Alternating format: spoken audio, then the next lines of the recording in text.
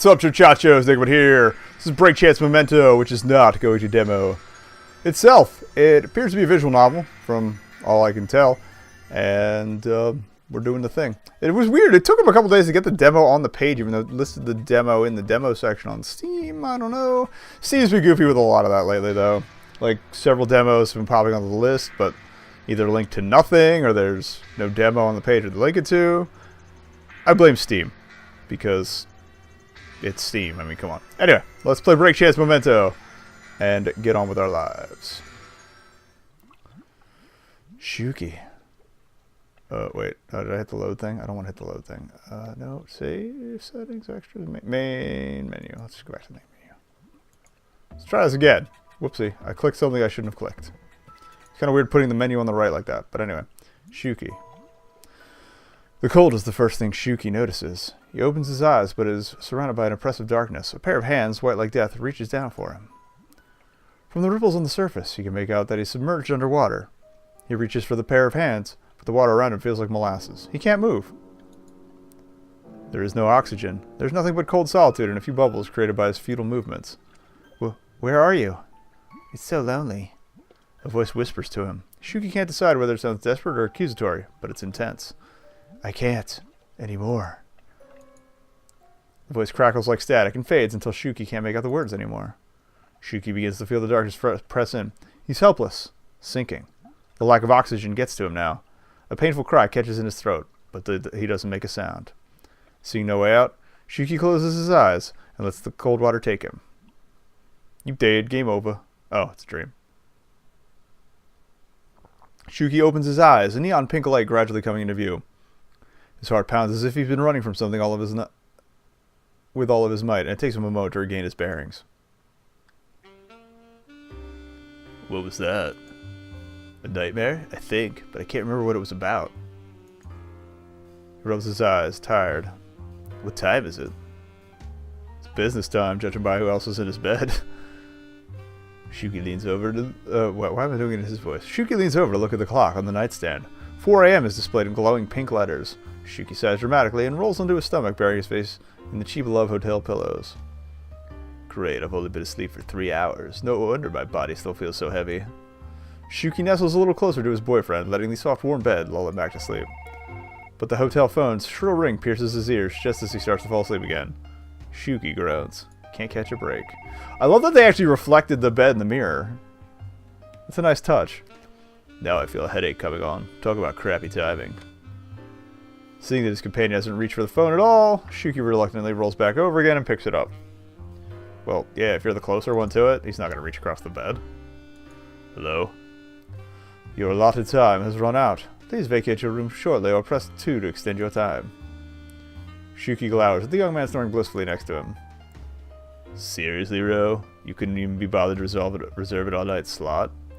Shuki's indignation is rewarded with a soft snore. Ryo doesn't seem like he'll wake up anytime soon. What a cheapskate. It'd be one thing if he made up for that in other ways, but... yeah, definitely not one of our best nights. Happens to everybody. In fact, Shuki and Ryo spent half the night arguing. After that... Anyway, I'm still really tired, but I guess Ryo would be pissed if I extended the time. I don't really feel like spending my own money either. Shuki shakes his sleeping boyfriend by the shoulder. Ryo, time's up. Ryo groans and shifts his position, but doesn't actually wake up. Shuki sighs again, rolling his eyes. Well, I tried. It's not my fault if he won't wake up. After pulling himself out of bed, Shuki groggily puts his clothes back on and leaves the room, yawning all the while. I don't know what their enforcement methods are at Love Hotels for if they find somebody in their room. I guess a lot of yelling? Because, I mean, they gotta clean it up and everything. Shuki takes in the humid night air with a deep breath. It's been a while since he's been out on the streets this late. It's so muggy. Did it rain earlier? I hope my hair doesn't get all poofy. I love like they have the blinking and stuff. I like the expressive eyes. It's really nice. Shuki's thought linger momentarily on his abandoned boyfriend. Ryo's the only person I've dated since the school year started. We've sure been together longer than I expected us to. But I don't feel like we've actually gotten any closer. Shuki soon dismisses these thoughts. Their worries for another day. The text also feels off-center. Like, I don't know, this side feels wider with all this going on than this side does, which is a little odd to me. Unless this is for some sort of information later? The hexagons? I don't know. The buses don't run at this time, so Shuki begins the familiar walk home on foot. Luckily, he doesn't have far to go. The Amamiya family's house is one of the many identical houses in the block, distinguishable only by the family nameplate to the right of the gate.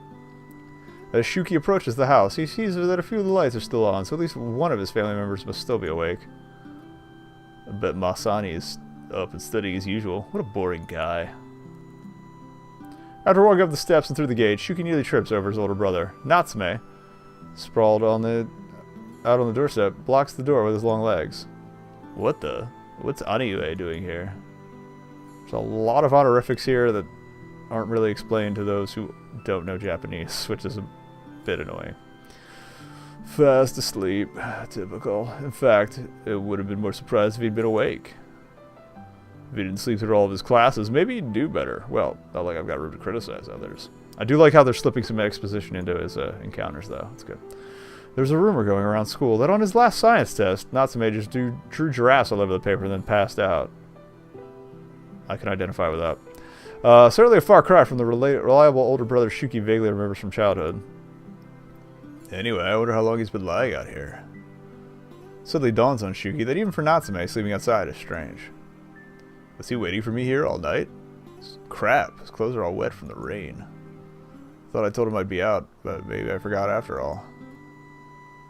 Feeling a rare jolt of guilt, Shuki prods his older brother awake. Hey, Ariue. You can't sleep out here. You're gonna get sick or something with your hair and your clothes soaked like that. Huh? Natsume's eyes flutter open, and after registering Shuki standing in front of him, he jumps to his feet. What? Shuki, huh? What time is it? I don't know. I think I left the hotel around 4 or something. Hotel? Oh, right. Shuki's promiscuity is hardly a secret, but he's found that Natsume doesn't like to talk about it if the subject can be avoided. Is Aniue really that prudish? Then again, among the three of us, don't ask and don't tell has always kind of been our policy. Were you up waiting for me? Sorry, I thought I told Masani to tell you that I was going to be out all night. No, I was out. Never mind. It's okay. Have you eaten anything yet? Ryo had wanted to go out for Italian food, but the two of them ended up having that argument, so the opportunity passed without them eating anything. Now that you mention it, I am a little hungry. I'll make something really quick then. Come on in. Okay, but dry off first. Nice kitchen. Very clean. A little bit of reflection on the... I'm sorry, I'm a sucker for reflections. Especially if they're done well. After Shuki gets Natsume to dry off and change clothes, the two of them head to the kitchen. Natsume stares dejectedly into the refrigerator. What's up? No, there's really nothing in here. Huh? I thought today was grocery day. Yeah, well, I sort of had something to do. How weird of Aniue to miss the grocery shopping. It's okay if you can't cook anything, I'll just eat something tomorrow. Well, there's enough for me to make a quick stir fry with noodles. Can you eat that? Sure. This feels like a slow jam. I don't know if this is appropriate for brothers just making dinner, but okay. Natsume pulls some vegetables from the refrigerator and prepares the kitchen for cooking. For his part, Shuki leans against the countertop adjacent to the stove and plays with his long hair while watching his older brother cook. After a few minutes, the food is done. Natsume scoops some of the stir-fry into a dish before sliding it over to Shuki and handing him a pair of chopsticks. It's nothing fancy, but I hope it tastes alright. Thanks for the meal. That's probably the itadakimasu equivalent. Shuki digs in, feeling satisfied as he savors the noodles. After a few bites, he stops. Anyway, you're not gonna eat? There's way too much left over for me to finish. There's still plenty of stir-fry left in the pan. Shuki notices and points at it. Oh no, I'm not hungry. I thought I'd make some extra for Masa since he's been up studying. Anyway, how's the food? Tastes great, obviously. Otherwise I wouldn't be eating it. Haha. So, how's your job been? You're still at the cake place, right? How unlike you to ask me about my job, Shuki. Make it sound like I don't care. The topic just never really comes up, and it's not like there's much else to do while eating. I see. Well, it's been alright. Hard work, but nothing I can really complain about. Your cooking's gotten better since you started working there, I think. Even though baking and cooking are completely different animals. Sorry. I have a lot more catches of the freshness of ingredients and stuff now, maybe. I guess so. Well, I guess that could cross over. The conversation dies after that, and an awkward silence hangs in the air. I just never know what to talk to Adiue about. Oh yeah, shouldn't you go get Masani before the food gets cold? Ah, right. Natsume trots up the stairs where Masaharu and Shuki's rooms are. Shuki hears Natsume knock on Masa's door. Masa, Shuki's home. Why should I care? Oh, don't be like that, Masa. We're brothers, aren't we? Aniki, it's like 5 in the morning. Yeah, and? As usual, Aniki is like a stupidly hyper puppy just about to get kicked. Never mind. What do you want? I made some food. Do you want some? I don't know if I should. I'm not really that hungry. Come on, I just made it, and it's still hot. Fine, fine. I get it already. Stop giving me that look. The two of them enter the kitchen before long. Oh, he broke the green theme. He's the evil one. Wait, you made noodles? You know how many carbs are in that? Since when do you count carbs and calories? I don't, but carbs are heavy, and I'm trying to stay up and study. If I eat that, I'll fall asleep. Just don't eat like a pig then, or is that too hard for you, Masani? You? Now, you two. Should I say something? If you don't like it, make your own. I know who made this. If you don't like it, make your own food. There we go. I got mixed up, because some games you have to read what you're clicking, and other times they repeat it for you in the game. Anyway. Shuki can't still help but stand up for Natsume. The guilt of his brother having slept outside in the rain weighing on his conscience. I didn't ask him to make it, and I already said I wasn't hungry. It's alright if you don't want to eat it, Masa. I'll put it away. Can you just make me some coffee? I didn't say that I wouldn't eat it. You really just like to complain, don't you? Natsume just smiled sheepishly at the two of them before beginning to make Masaharu some coffee. Masaharu finishes eating pretty quickly, so no doubt so that he can return to his studies. You're gonna get sick if you eat that fast. Sorry that I'm the only one of us who actually gives a crap about his grades instead of dealing giraffes and whoring himself out. It's only whoring if I get paid, which I don't. So you're wasting your time and your money. Great. Hey, ass. Huh? Masa, did you hear about the giraffe thing too? Who hasn't? You've been making a slacker to an art form. Oh, is that an intentional pun? Oh, the coffee's done. Here you go, Masa. Masaharu takes the mug from Natsume and goes back upstairs in a huff. Anyway, sure is good at playing mediator, huh? Shuki stares at the coffee that Natsume took out to brew for Masaharu. Anyway, isn't that decaf? Oh, you caught me. Well, it's already too late. It's already so late. I don't think it's good for Masa to stay up any later, so I did that on purpose. Keep it a secret, okay? Sure, since you cooked for me. Hee. After Shuki finishes his food, he thanks Natsume and goes up to his room to sleep. I like that they're establishing the characters, but I'm wondering when we're going to get to something, you know, plot-wise. Because there was clearly some black goop on my hand in that little intro plate, and I'm wondering what that was all that about. From the top stairs, you can hear clinking and splashing at the sounds of dishes as Natsume washes them.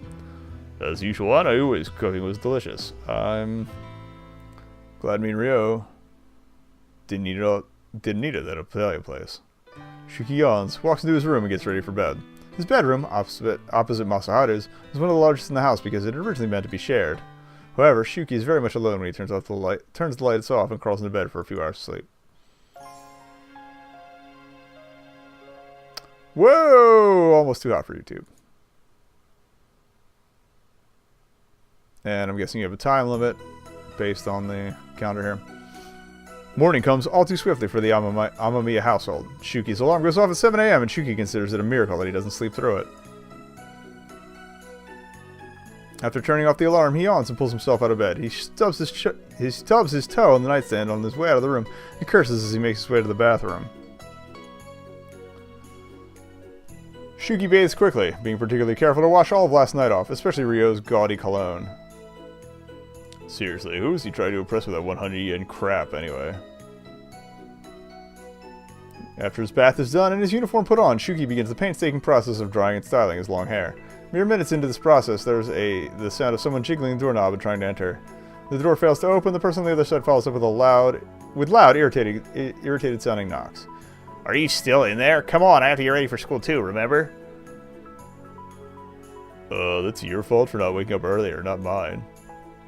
You're just doing your hair anyway, right? Just let me in so I can brush my teeth at least. If I have to wait till you're done, I'll be late. Shuki clicks his tongue in annoyance. I'll be super cramped if I let Masani in here. The guy has no concept of personal space. Still, he doesn't want to hear an angry rant from his brother this early in the morning, so he opens the door. Masaharu shuffles into the bathroom and roughly shoves Shuki over to free up sink space. Wow, talk about ungrateful.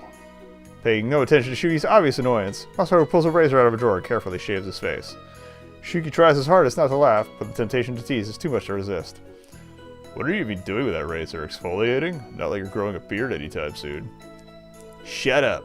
Anyway, I don't even know what exfoliation even is. Shuki rolls his eyes. Well, that would explain all the acne. Masaharu drops the razor and leans closer to the mirror in panic. What? Where? Not telling. But there isn't even any. You're just trying to mess with me, you ass.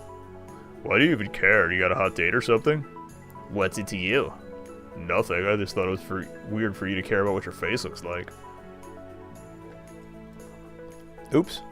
I right-clicked by accident. My bad. How do I go back? Or just right-click again? Yes. I do that like every visual novel for some reason. Anyway. You make it sound like I'm a total slob or something. You mean you're not? That's news to me.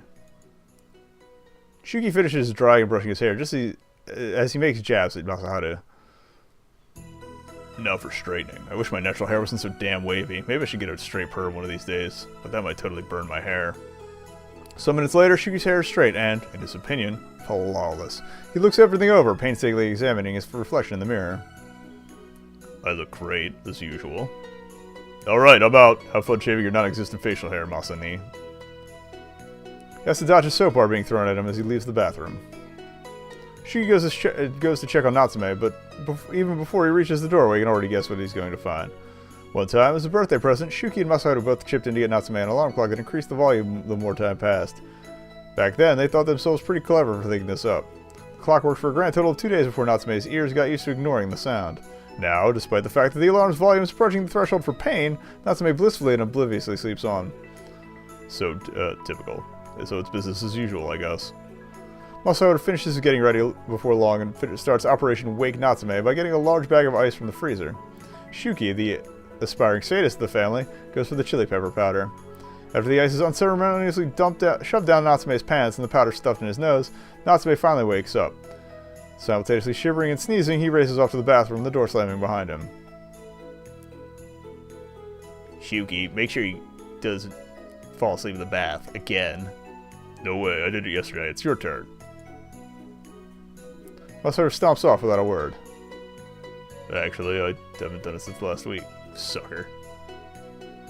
At about 7:45 a.m., their morning routine is nearly complete. Natsume, now mostly awake and dressed for school, cooks them breakfast and pulls out the bentos he made for lunch the night before. The food is mostly cooked and prepared during the evening. Natsume puts the finishing touches on the bentos in the morning. Each bento is specially cooked. Masaharu's food has more protein, which is good for athletes, whereas Shuki's bento consists of very light yet high-calorie foods that can be eaten quickly. Two of them neither know nor pay much attention to what Natsume eats, though it seems he cooks for himself as well. After breakfast, Masaharu and Shuki say goodbye to their parents, while Natsume watches the exchange from a respectable distance. Okay, so their parents are alive. A lot of times you got these kids with their own house, and you're like, what the hell is going on? As usual, no words are exchanged between Natsume and his parents. The three brothers then head to school just in time. Shuki shoves his things into his locker, changes his shoes, then starts to dash out of class, hoping he doesn't get caught by... Shuki! Damn, I was too slow. Oh. Ryo. What's with that look? Don't Rio me. How could you just leave me there last night? I ended up getting charged a fee for staying in there past the time. That sucks, but I out of curfew. I had to get home. You could have woken me up first. Shuki shrugs. I tried. You wouldn't wake up. So you just left. You're really not a sensitive person at all, are you? Like I've never heard that before. You're the one who went out with me even though you already knew I was like this. Look, I'm sorry, okay? Couldn't be helped. It's your fault for not going for the all-night option in the first place. Reserving a room for all night's expensive. What does that have to do with anything, anyway? If you'd reserved the room for the whole night, we wouldn't have had to leave, and I wouldn't have had to wake you up, obviously. I thought you said you had a curfew. Oh, I do, but I usually ignore it. Then why did you have to get home in such a hurry that you just ran off without waking me up first? Since last night. No, since way before that. I've known this was as far as we could go. He's not the one for me. You can't accept me for who I really am. Our fight last night just proved it. There are perhaps 100 nice ways to break up with someone, but Shuki is not the one to be nice. Not usually. His eyes flick down to Ryo's crotch, and then his lips curl into a smirk. Well, you didn't give me much reason to stay, you know? Ryo, incensed by this affront to his manhood, lunges at Shuki, ramming him into lockers behind him. Classmates passing by stop to sneer at the scene, but do nothing to help. Listen here, you little... Oh, I'm not saying it. Last I checked, you're up too, senpai. Or did you forget about what we were doing last night? Ryo laughs bitterly. It's the sound of someone who knows he's going to come out ahead. I dated women before you. If anyone asks, I'd say you forced me into it. I just let it slide since you look like so much like a chick anyway. As if I've never had to deal with rumors before. No matter what talks around Shuki, he's never had trouble finding someone who's interested in him. Some people just like the thrill of a forbidden relationship.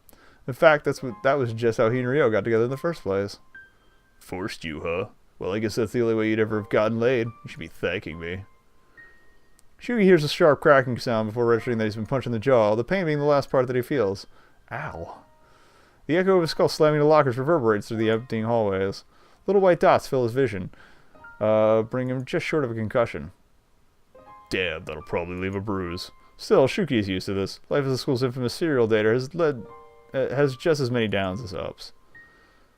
You satisfied now? Don't ever talk to me again. Shuki's used to this sort of request, too. Aw. No problem. Maybe I'm preaching to the choir here, but if you keep going on like this, you'll end up dead in a ditch one of these days. How? Are you gonna kill him, Ryo? Better than having to sleep with you again. Ryo raises his hand again, despite his bravado. Shuki can't help but flinch. To Shuki's surprise, something like pain flickers across Ryo's face. For a moment, Shuki wonders if he's gone too far with his provocations. After some tense seconds, Ryo just shovels off angrily, kicking a few lockers in his wake. Shuki watches his now ex-boyfriend's back until Ryo is completely out of sight. Goodbye, Ryo. Sometimes I wonder if you do this on purpose because you actually enjoy being punished or something. Real funny, Chi-chan. Chiaki Sarada, a senior, has been Natsume's best friend since childhood. Over the years, he's gotten to the rest of the Amamiya family pretty well, too. I'm just trying to be honest. What's the point in dragging things out? Honest or just cruel? Well, if you're okay with being punched in the face on a weekly basis, then I get this fight or whatever. Spare me. Though Shuki doesn't exactly advertise it, his bisexuality is pretty well known among the student body. Masaharu is still somewhat weirded out by it, but Natsume and Chiaki have long learned to accept Shuki for who he is. Good thing, too, as he has no intention of changing his ways for anyone. Fine, fine. Just don't get in too much trouble. It'd be pretty crazy for me to wake up one day and find out that you've been knifed by a jilted lover or something. Not totally surprising, but still. Crazy. So take it easy. Jilted lover? My love life's not that melodramatic. It's not? Looks to me like you're in this kind of situation pretty often now. Please. Guy just walked off as the only person I've dated for ages. You and me really have different definitions of the word ages. So it's not like anyone expects to meet their soulmate in high school. That would knife me for breaking up with them. As the warning bell chimes, Chiaki just laughs and heads to class, poking Shuki in the shoulder as he passes. Shuki's... Sure, he hears Chiaki whisper brat under his breath, but his childhood friend has gone too fast for him to complain. Guess I better go before I'm late. The rest of the school day passes in a totally uninteresting fashion. I don't know why Masani is so worried so much about the exam. They weren't that bad. I'd probably make A's, but B's are good enough for me. After getting his things in order, Shuki notices that neither Natsume nor Masaharu are at the front of the school where the three of them usually gather to go home together. I wonder what's up. Neither of them responds when Shuki texts them on his cell phone. Typical. I better go find them if I want to get home anytime soon. Masani's in 2C, I think?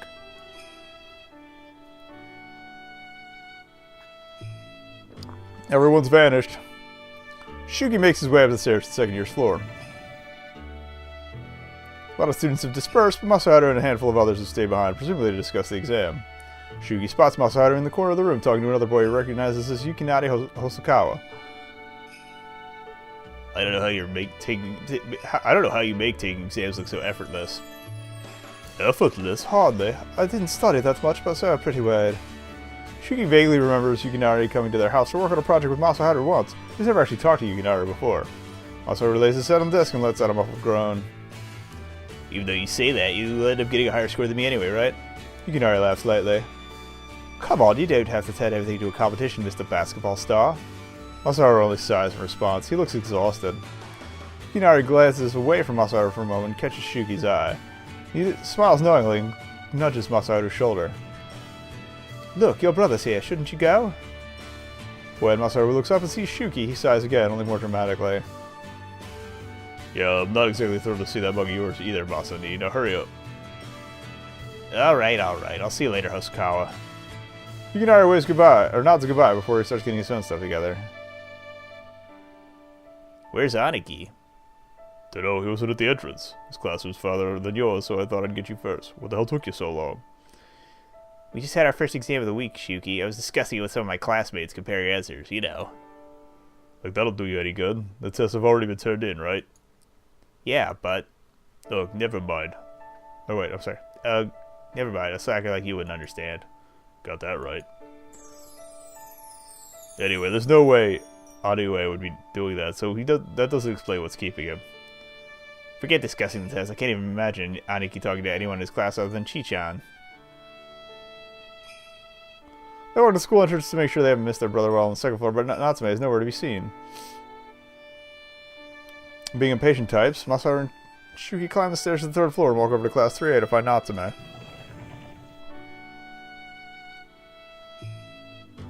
As they figured he would be, Natsume is passed out at his desk. Chi-chan, how long has Aniue been asleep? Oh, hey guys, I don't know. Not too long, I think. He actually finished his test, but the teacher had to pry it out from under him. So even Aniki takes his final seriously? Could that really be considered serious? I'm pretty sure he was going to be held back a year for real this time if he didn't do well in these exams, but, so he actually studied for them. I'd say no wonder he's sleepy, but... Yeah, exams have nothing to do with it. Aniue is always sleepy. Natsume's grades were amazing up until the second year of middle school, and he did so well on his entrance exams that he was accepted into Meisei, a top-ranked school in Nagasaki, despite his abysmal third-year grades. Everyone had high hopes for him. It was likely a horrible shock to the faculty when their star student turned out to be the worst slacker they'd ever admitted. After a whole year of watching Natsume fail tests and exams, as well as not turning in a single assignment unrelated to Japanese literature, the administrators made a special exception. As long as Natsume passed his exams, he would advance a grade. No way Aniue is going to get into university with such crappy grades, but at least he'll graduate from high school. Anyway, I have to go and crave for my next exam, so can you guys take care of your idiot brother for me? Not like we have a choice. Sorry I have to deal with him all the time, Chi-chan. Don't worry about it. Everyone has issues. Natsu just has a few more than most people. Well, that's putting it nicely. Well, I'll see you guys later. I'm heading back to the dorms. Shuki isn't sure of the details, but it seems Chiaki doesn't get along well with his family. He stayed at the Meisei dormitory since entering high school, even though his house is pretty close by. Chiaki quickly shuffles out of the classroom after he puts his things away. Well, what are we going to do now? Can't we just leave him here? No. Shuki's glare is so harsh that Masaharu immediately looks guilty and bites his lip. Alright, I guess we can't go home without him. Masaharu leans over and begins shaking Natsume by the shoulder. Hey, Aniki, wake up. We've got to go home. Chi-chan, don't pull me like that. As expected, this gentle awakening has little effect. Natsume shifts a little, but remains fast asleep. It's then that Shuki notices a water bottle sitting on one of the desks in the front row. Finders keepers. Shuki grabs it and squirts a bit of water in Natsume's face. The older brother instantly awakens. Natsume sputters indignantly and rubs his face with the sleeve of his blazer. Obviously disoriented, he then squints at Masaharu and Shuki, looking confused. Morning, Arioi. Glad you're awake. Let's go. Okay. The trio complete. The Amamiya brothers head home for the day. The rest of the exams passed similarly to the first. The last one was a little tougher than expected, but I think I did okay. I would just hope I didn't fail anything. Remedial classes are the worst. Well, time to go home. After waiting for several minutes at the front entrance with no sign of his older brothers, however, Shuki's already limited patience runs out. They're both late again. On his way up the stairs to get Masaharu, Shuki carelessly collides with someone. Excuse me. Oh, sorry, my fault. Yukinari's bored eyes travel upwards to Shuki's face, and then recognition dawns. Oh, you're Amamiya's younger brother, aren't you? It's Shuki. Shuki's not big on being defined as Masaharu's younger brother, or even one of the Amamiya brothers. Right. I was just looking for you. Amamiya says he's got something going on today, and you should go home without him. Well, what about Arioi? I mean, did he say anything about our older brother Natsume? He wasn't at the entrance, so... I don't think so. Why, you can't find him? Well, like I said, he's not here. If I know Arioi, he's probably sleeping at his desk, though. Waking him up is a pain. Well then, want me to tag along? Shuki is baffled by the request. Oh, no, that's not what I meant. Arioi is our problem. You don't have to... Don't worry about it. I'm bored anyway, and I don't feel like going home yet. Also, I'm a little curious. Curious? Yeah, Amamiya talks about your older brother all the time. Seriously? Those two don't exactly get along, but though Arioi is always showering Masani with affection. Come to think of it, maybe that's why. Talks about Arioi a lot? Really? Well, he complains about your brother a lot. Yeah, that sounds like Masani. Anyway, if you want to come, I would stop you, but there's not much to see, honest. Well, we'll see about that. Well, what are we waiting for? Let's go. Right. Does he have a crush on my brother? I'm cool with that. I'm just curious what's going on here. Two of them make their way up the stairs to classroom 3A to find Natsume.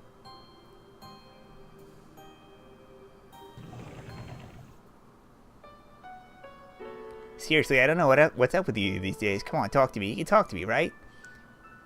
It's something I can't talk about. It's something I can't talk about. I made a promise. Fine. See if I care. Be depressed all on your own, then. Chiaki stomps off. He looks a little embarrassed when he runs into Shuki and Yukinari at the door, realizing they bore witness to this little outburst just now, but he edges past him without a word. Natsume, strangely, is wide awake, and he has an expression on his face that Shuki has never seen before. Whatever his brother and Chiaki were talking about, Shuki figures, is none of his business. Chichak can solve his own problems, and Arioi, he can be immature sometimes, but he always deals with things on his own. I shouldn't butt in. As soon as Natsume sees Shuki, his face brightens. Ah, shoot, Chad. Sorry if I'm late. I got caught up talking to Chiaki. Yeah, I can see that. Shall we go? Who is that? Instead that Shuki remembers that Yukinari tagged along. He turns his head a little and sees that the second-year student is staring at Natsume. Hey, Osakawa-senpai. Osakawa-senpai. Oh, sorry, I got distracted. You three just look really alike. Really? Anyway, this is Yukinari Hosokawa. He's a friend of Masani's. He came over to our house once, but I think he might have been asleep. Oh, how nice. What's with that face? I know Anyway isn't fond of strangers, but this is a weird response even for him. Yukinari seems to pick up on this and takes a step back. My curiosity is satisfied now. I'll see you later, Shuki. Good thing you don't have to wake him up, Yukinari leaves without another word. How cryptic. And hey, did he just call me Shuki? We're on a first-name basis already? Strange guy. He doesn't exactly seem like the type that Masaharu would be friends with. Shuki wonders how Yukinari and his brother got to know each other.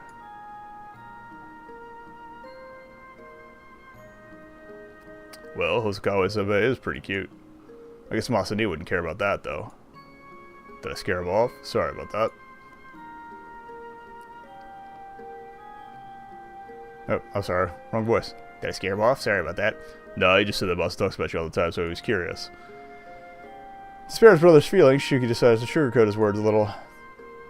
Oh, Masa does? Wouldn't he mostly complain about me, though? So he is aware of how much he annoys Masa and he. Speaking of Masa, where is he? Apparently had something else to do, so he said we should go home without him. Oh, that's too bad. Let's go, then. After Natsume gets his things, the two of them leave the school and walk home together.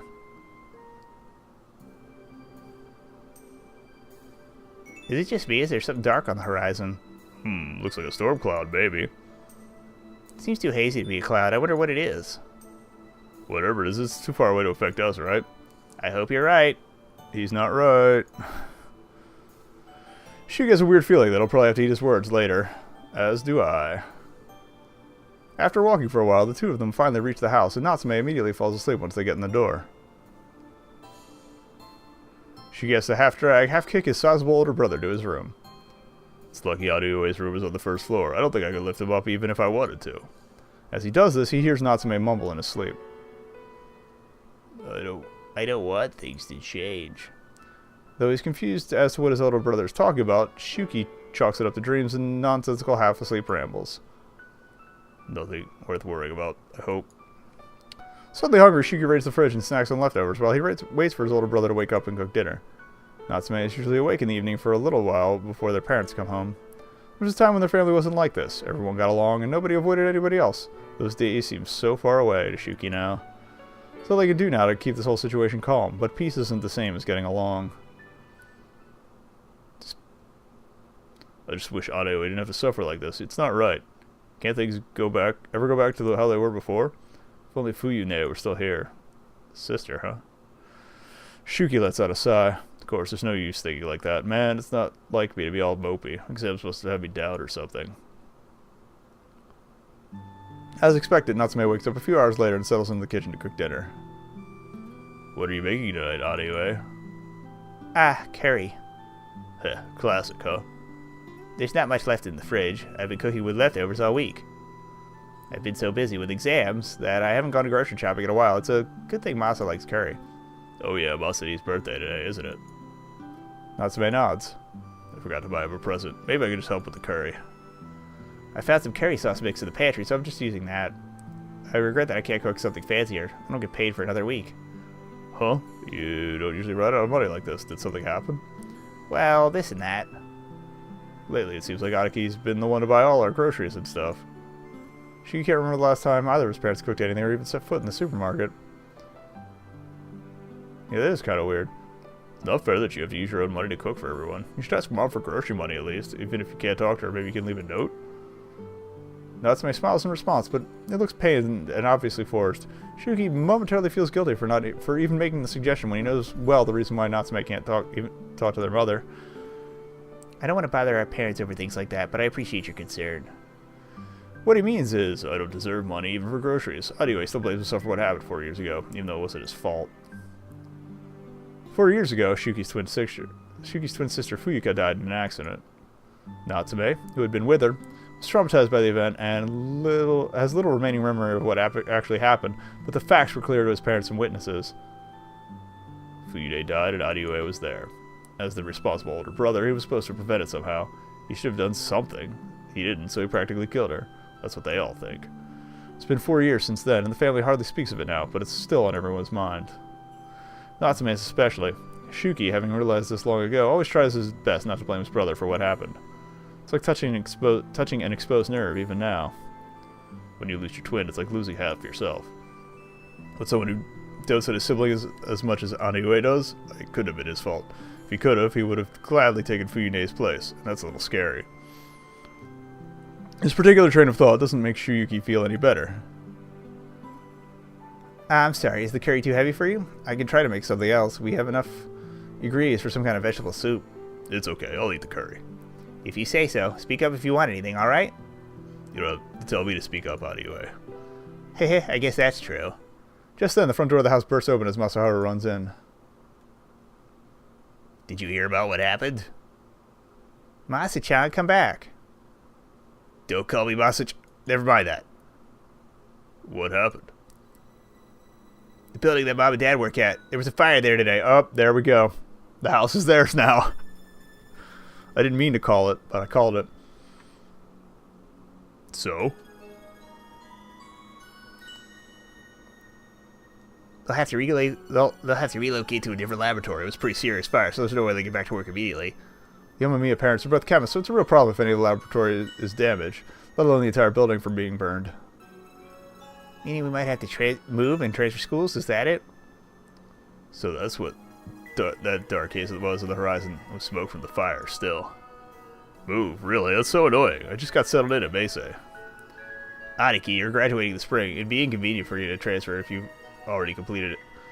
Or if you've already completed a huge chunk of your senior year, right? Not really. Why not? Well, as long as we're all together, it doesn't really bother me. As usual, anyways, always thinking about us. Are you an idiot? Wait, why am I even asking that? Shugi's not exactly excited about moving either. He decides to try a different approach and persuade Natsume to want to stay. You know, anyway, if we leave, we'd be leaving Chicha behind. He'd be here by all by himself. Isn't that sad? Shugi knows he said the right thing, and yet Natsume strangely doesn't seem as touched as Shugi thought he'd be. That's true. He finally responds after a long pause, but something about Natsume's tone doesn't ring true. Masaharu, however, misses this entirely. Right. You can't leave Chiaki behind, can you? Come on, as long as all three of us band together, maybe we could stay. I don't want to inconvenience Mom and Dad with such an unreasonable request. Why are you so considerate anyway, Masadi? So you're only a second year, and you can play basketball anywhere. I can't play anywhere. I have a commitment to my teammates, and I don't want to let them down by moving away. Or worse, what if I had to play against them? Oh, yeah, I guess I can see how that might suck. Might suck? Are you making light of my... Jeez, I already said I didn't want to move either, okay? Chill. Don't talk to me like I'm your enemy. Now, you two. We're home. Okay, so his parents are alive. Never mind. Three of them are interrupted as their parents come home early. Masaharu races over to talk to them as they enter the kitchen. Meanwhile, Natsume quietly slinks away, withdrawing to his room. Mom, Dad, we're not going to have to move, are we? Where did you hear that from? Well, that building had a fire, so you guys have to work somewhere else, right? Don't we have to move and come with you? Calm down, Masa. It's true that was a fire, and your mother and I have to be relocated, but that doesn't mean we all have to move. Okay, so they will get the house to themselves, but their parents are alive. That's actually a little more pleasant. How are they all blonde when both of his parents have black hair? Wait a minute. The Milkman. It does it? Your mother and I have to go to Kyoto to work for a while, but it's only temporary while they repair the Nagasaki lab and put everything back the way it was. You could all stay here. Shoot, Kyoto's pretty far. Glad we don't have to go all the way over there. Here? We're gonna keep living in this house? No, it's far too dangerous for you all to live in this house alone. You both can move into the Meisei dormitories while your father and I are gone. Okay, so we're all getting to stay in the house. No, we already dealt with all the paperwork. Oh, okay. It was a lot simpler than I thought it would be. As usual, there's no mention of Natsume. It's as if he isn't part of the family at all. What about anyway? Is he staying at the dorms too? He can't keep the irritation out of his voice. At the mention of the eldest Amamiya sibling, the mother's lip begins to tremble. She still hasn't forgiven him yet. Their father's a more mellow kind of person, but unfortunately he is easily swayed by his wife. Still to his credit, he does answer. We've put in the paperwork for Natsume, too. Of course, he is free to stay wherever he wishes. He has his own income, after all. Right, because the money Aniue earns from his part-time job really counts as an income. He uses half of it on buying groceries for us. Shugi can't help but roll his eyes at this, which his father frowns at. The air's tense as silence sets in. And Aniue clearly has no intention of speaking up for himself either. He never has. He'll just end up choosing the path of least resistance, as usual. I really hate that side of him. Masaharu is the one who decides to break the tense silence. How long are you gonna be gone? Their mother sighs, slowly composing herself. At least the next 4 months. It depends on how long it takes for the Nagasaki branch to be put back in order. Summer break is about to start. Do we have to stay in the dorms during summer break too? That's no big deal, is it? Doesn't one of your friends do that? Shinatsu or whatever his name is? That's Chiaki, Dad. Right, him. I don't think Chichan stays there by choice, really. He decides not to say that out loud and start another pointless argument. Change isn't gonna happen overnight. When do we move in? Next weekend. They have to sort out which rooms you all will be staying in first. And your mother and I have to deal with some other things before we go. That seems reasonable. We'll start getting our things together this weekend, then. When Shuki turns around, Natsume is long gone. A pot of cooked curry on the stove is the only indicator that he was there at all. What is that? It smells good. Curry. Anyway, made it just made it for Masani's birthday. I see. Well, we're all hungry now. Why don't we all eat together to celebrate? Shuki knows by now that together means 4 people, not 5. I'm not hungry. He hates himself a little bit for being so sensitive of his parents' feelings that he can't fight them more on their treatment of Natsume. I guess there's just no easy way to make things just like they were before. I wonder if it'll be like this until Adeue moves out. Aww. Shuki goes up the stairs to his room, and without another word, ignoring his parents' worried faces, and slumps onto his bed. Feeling strangely tired, he soon drifts off to sleep. Those are interesting outfits. And it's also kind of odd to me that Natsume seemed to have some foreknowledge of things changing. I don't know if it was clairvoyance or if maybe he caused the explosion. Well, fire, but that's peculiar. Very, very peculiar. And also, I don't recognize this character in the glowy suit. And neither will you. Well, you can pick up the demo yourself. We've been going for a while here, so I'm going to cut it off here.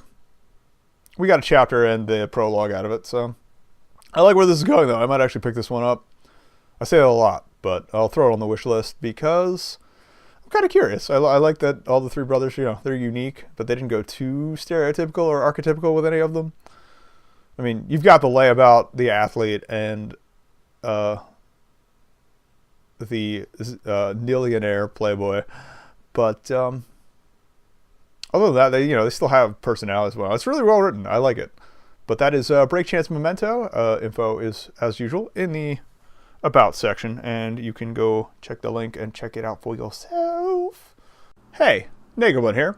Thanks for watching. If you like clicking stuff, try clicking some of the stuff that's on screen right now. It's mostly self-explanatory, though if you click the video, it should take you back one in the playlist. Unless there is no back one in the playlist, in which case, it won't do anything. If you're on mobile, none of it will do anything, because annotations don't work on there, and you're going to have to do things the hard way. Luckily, there's some links in the About section that should save you a little bit of trouble.